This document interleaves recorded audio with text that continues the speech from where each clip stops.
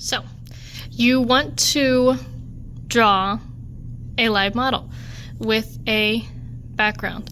So when you're looking at our background, you want to say, where do I want to crop? Right? Where do I want to keep? Like, do I want to remove this blue chair and move over here? Or do I want to include the TV? Right? Do I not want to include the TV? So that is those cropping skills that we were talking about. So after you've cropped your area, right? Get that perfect framed photo, then you can start drawing your background.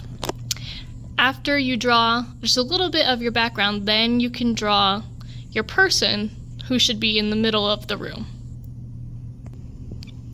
So you're going to need a regular pencil to start out with, and then you'll use that charcoal stick and of course your eraser and then blending. And then after you have cropped out your photo, it is time to make those gesture marks. So I have decided to come in really, really close, right? And I'm not just drawing a line once. Remember, you draw the line over and over again until you find one that you like, right? That's what it's all about.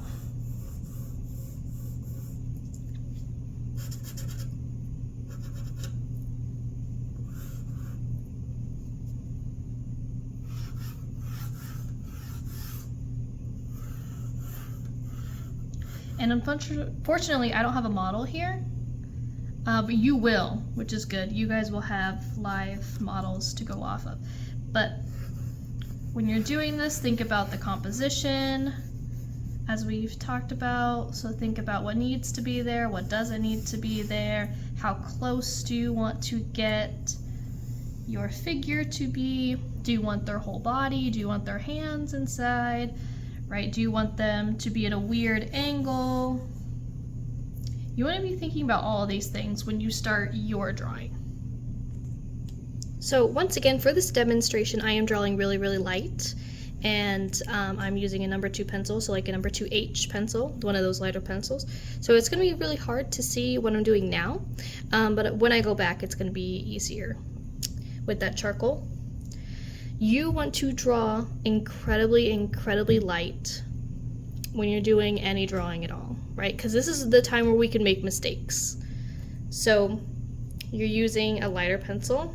You're looking at the relationship between objects. So how big is this table versus how big is this table, right?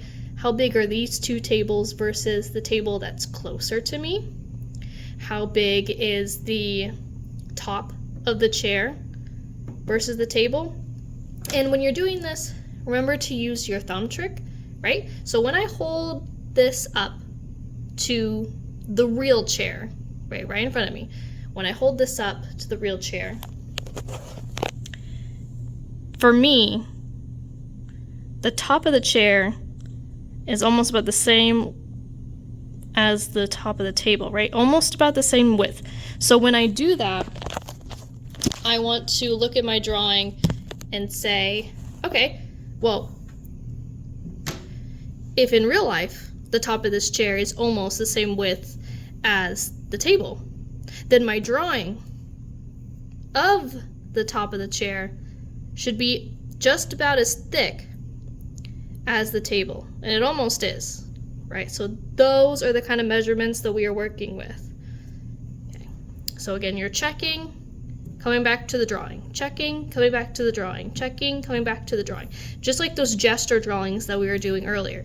And you repeat this process until everything looks right proportionally to your own eyes. Something that you'll notice about the charcoal is that it's really thick, right? So you're not going to get those really intense thin lines that you would get from other utensils.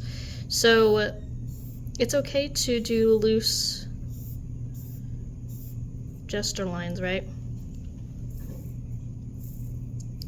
And then, of course, your person would be right here, your live model, wherever you decided to put them.